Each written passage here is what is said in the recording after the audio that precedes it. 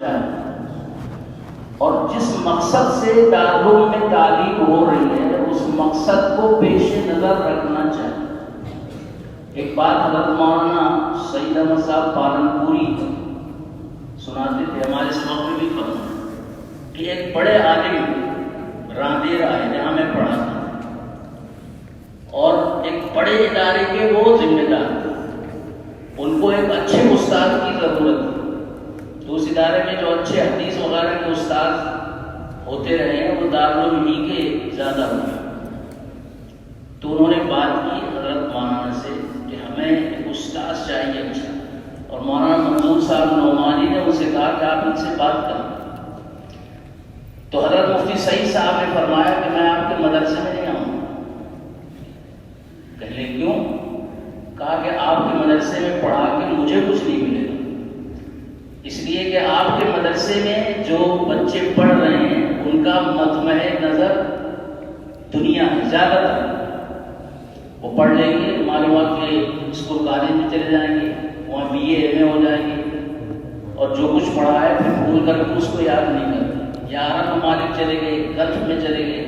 وہاں سرکاری ملازمت مل گئی، بڑی تنخواہ۔ تو اگر بڑی تنخواہ ہی حاصل کرنی تھی تو مدرسے میں کیوں آئے تھے؟ مدرسے میں جو کچھ پڑھا ہے اس سے متعلق بھی کچھ کرنا چاہیے، چونکہ آپ کے یہاں کوئی کرتا نہیں کچھ، تو میں جاؤں گا تو میرے جو بچے نکلیں گے وہ بھی محمد ہوں گے، کسی کام کے ہمارے لحاظ سے نہیں۔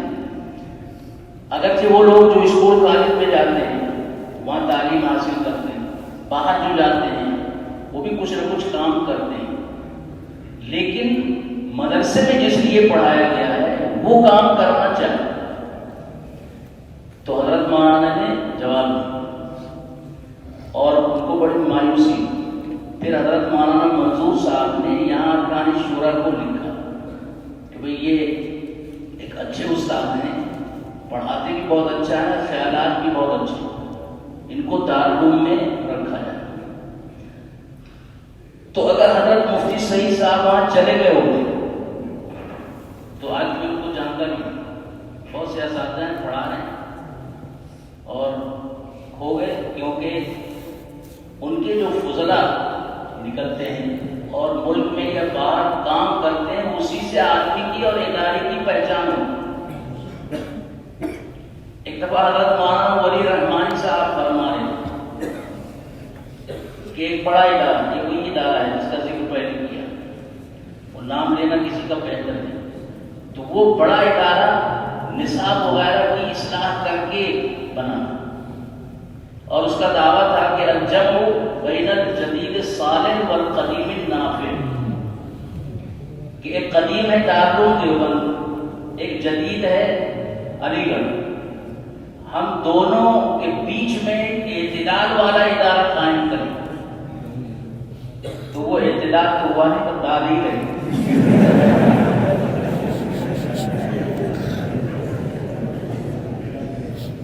مولانا ولی رحمانی صاحب فرمانے لگے کہ وہاں ایک میٹنگ تھی نصاب پر،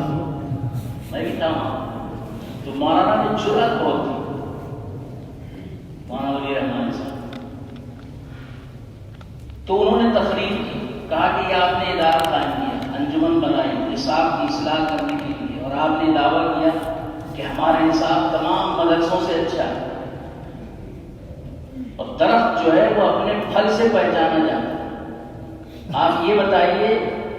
آپ نے کتنے مفسر پیدا کیے، کتنے محدث پیدا کیے، کتنے فقیہ پیدا کیے، کتنے اچھے مخلص عالم پیدا کیے؟ تو جواب نفی میں ہے، کچھ نہیں پیدا کیا۔ تو یہ بات بھی اچھی لگی، بہرحال پیدا تو کیا انہوں نے، لیکن ان لوگوں میں وہ بات نہیں ہوئی جو ہونی چاہیے تھی۔ جو بھی مقصد رہا ہوگا اس میں بارہ کامیاب ہے، کچھ نہ کچھ، پورے طور پہ نہیں، تو کسی ادارے کی تنقیص مقصود نہیں۔ تو دارالعلوم کا جو نصاب ہے یا دارالعلوم کا جو نظام ہے اور اکابر نے کا جو نہج رہا ہے وہ یہی ہے کہ یہاں دین کی خدمت کے لیے طلباء کو پڑھایا جاتا ہے، ان کا ذہن بنایا جاتا ہے۔ حضرت نانوتوی کی یہ فکر ہے کہ عالم کا مقصد دنیا نہیں ہونا چاہیے، دین ہونا چاہیے،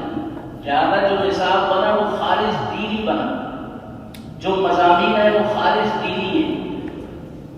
اور دارالعلوم اس میں کامیاب ہے کہ دین سمجھانے یا قرآن سمجھانے یا اسلام کی تشریح کے لیے سب سے معتبر اگر کوئی ادارہ ہے پوری دنیا میں تو وہ دارالعلوم دیوبند مستند ہے، تیرا فرمایا ہوا جو دارالعلوم نے کہہ دیا وہ حرف آخری۔ اس کی وجہ یہی ہے کہ ہمارے اکابر بہت مخلص تھے، ان اکابر کو بہت اچھے طلباء بھی ملے، اور وہ اکابر ایسے بھی ہیں، تفسیر حضرت شیخ زکریا صاحب نے آپ بیتی میں لکھی ہے، اسے پڑھنا چاہیے، ہر مولوی کو حضرت شیخ کی آپ بیتی پڑھنی چاہیے۔ اس میں تمام اکابر جو علماء دیوبند ہیں یہاں کے بھی اور مظاہر کے بھی یا علماء حق ہیں، ان سب کے بارے میں بڑے اچھے خیالات ہیں، ان کے حالات